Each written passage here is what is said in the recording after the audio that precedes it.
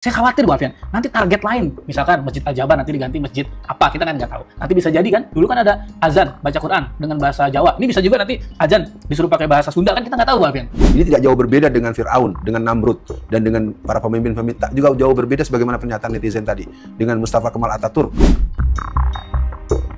Ketika argumen tak sanggup menjatuhkan lawan, ketika kerja nyata terlalu terang untuk ditutupi, maka yang dipakai adalah isu gelap. Dan kalau ada yang paling gampang dijadikan bahan bakar untuk menyerang, jawabannya selalu sama, isu agama. Katanya cinta Islam, tapi yang ditebar ke publik hanyalah fitnah dan kebencian. Umat tidak diajak tenang, malah dikondisikan untuk curiga dan benci. Bumbu sensitif yang dilempar dengan rasa percaya diri, meski tanpa data. Lalu muncullah narasi tak masuk akal. Deddy Mulyadi diduga akan mengganti azan dengan bahasa Sunda. Tidak ada bukti, tidak ada kutipan, hanya dugaan liar dengan kalimat bisa jadi. Kalimat yang biasa mampir di grup WhatsApp ibu-ibu gosip, sekarang dipoles seolah wacana penting yang harus ditanggapi umat. Yang menyebarkan isu pun bukan ulama, tapi orang-orang yang selalu tampil religius setiap kali butuh bahan untuk menyerang.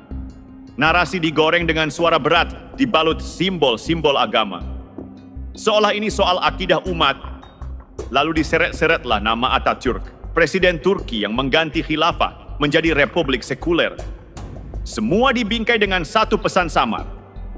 Deddy Mulyadi musuh Islam.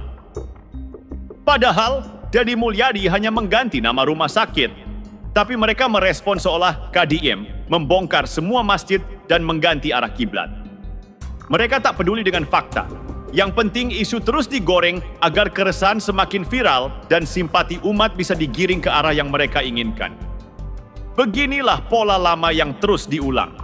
Mainkan agama, serang persepsi, bangun ketakutan, sambil terus meyakinkan publik bahwa tokoh yang mereka usung adalah sosok pahlawan. Ya, namanya juga usaha. Siapa tahu pemilihan berikutnya bisa menang. Karena mereka tahu satu hal, kerja Deddy Mulyadi terlalu terlihat untuk bisa dipalsukan. Terlalu konkret untuk dibantah. Jadi yang diserang bukan kinerjanya, tapi kesundaannya. Yang lebih menyedihkan, isu-isu ini tak datang dari orang-orang baru, tapi dari wajah-wajah lama yang sejak dulu konsisten memainkan politik identitas, menyerang lawan politik dengan isu agama. Pola ini bukan baru, sudah sering, sudah basi, tapi tetap dipakai. Karena mereka tahu, rasa takut umat jauh lebih gampang untuk dimanfaatkan.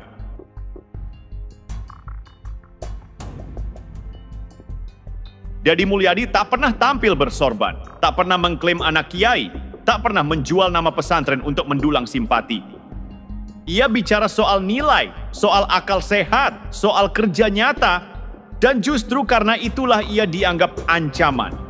Karena ia tak bisa dititipi kepentingan kelompok mereka. Ini menarik. Alfian Tanjung, ini adalah tokoh yang sangat simpatik dengan HTI atau mungkin termasuk orang HTI. Nah, saya ingin mengajak Anda untuk mengikuti ceramah dari Alfian Tanjung beberapa waktu yang lalu. Berikut ini. Saya jihadis dan tapi saya juga strukturalis ya. Makhluk langka nih tinggal dijagain sama dikader, harus mengkader memang. Nah, kalau mau menang ya belajar dari Taliban. Sekarang kalau sampai Pak Anies Baswedan menang, ya, dan jaringan yang saya bangun selama hampir 40 tahun juga nanti saya akan bilang, pulihkan Hizbut Tahrir. Kira-kira terima kasih nggak tuh sama Pak Anies Baswedan? Makanya kemarin saya ketemu Anies 2 kali, itu serang aja. Nah kemudian tanggal 16-nya, 2 hari kemudian ketemu di Jogja. Jogja saya samperin, saya bisikin, Nis, Bang Anies, gue bantu lo, tapi gue nggak deket-deket sama lo ya. Tapi kalau lo nggak belain Islam, gue nggak jadi bantu lo. Maksudnya apa Bang Alfian? Ya nggak mau gue bantuin, ngapain? Ya udah. Nah, jadi sebenarnya Pak Anies Baswedan banyak tarikan gitu. Hizbut Tahrir makin digaungkan sejumlah ormas Islam di tanah air. Bahkan Nahdlatul Ulama menyatakan tak sepaham dengan konsep khilafah yang diusung HTI yang dianggap tidak sesuai dengan semangat kebinekaan dan negara kesatuan Republik Indonesia. Ini bukan tentang bahasa azan atau syariat Islam, tapi soal kepanikan politik yang disulap jadi isu akidah. Bukan tanpa alasan, setelah tokoh yang mereka dukung di Pilpres kalah telak, mereka masih punya harapan di Pilgub Jabar. Tapi sayang fakta berkata lain, calon yang mereka dukung lagi-lagi digilas habis dengan sangat menyedihkan oleh suara rakyat. Isu agama sudah mereka sebarkan sejak dulu, bahkan sebelum Pilgub berlangsung. Namun sayangnya nggak laku karena rakyat sudah cerdas untuk digiring sesuai kehendak mereka. Menutupi keputusasaan berjamaah, mereka lalu menutupi aib politik dengan dalil-dalil sesuai kepentingan sambil terus melemparkan duri-duri kebencian untuk mengganggu jalannya pemerintahan.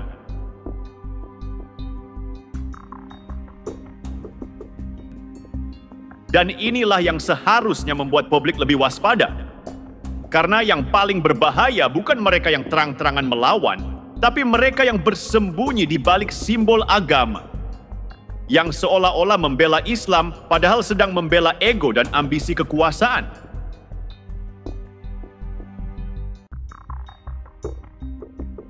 Pada akhirnya, yang membedakan seorang pemimpin sejati bukan berapa banyak ayat yang ia kutip, tapi seberapa jujur ia mengemban amanah. Seberapa konsisten ia berpihak kepada rakyat, bahkan ketika diserang dari segala penjuru. Dan rakyat kini makin paham, mereka sudah bisa menilai mana yang benar-benar mengabdi dan mana yang cuma mengaji demi elektabilitas politik. Baik pemirsa sekalian, pada hari ini kita benar-benar mendapatkan satu penegasan.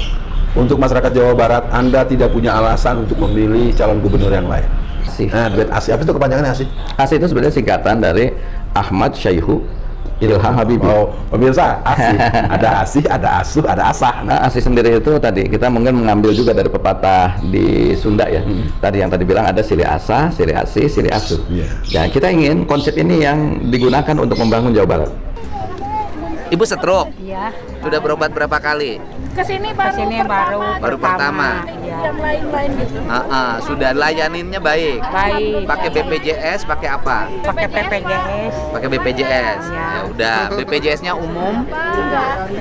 Apa BPJS yang ditanggung pemerintah? Ya, yang ditanggung pemerintah. Tapi dilayani dengan baik. Baik.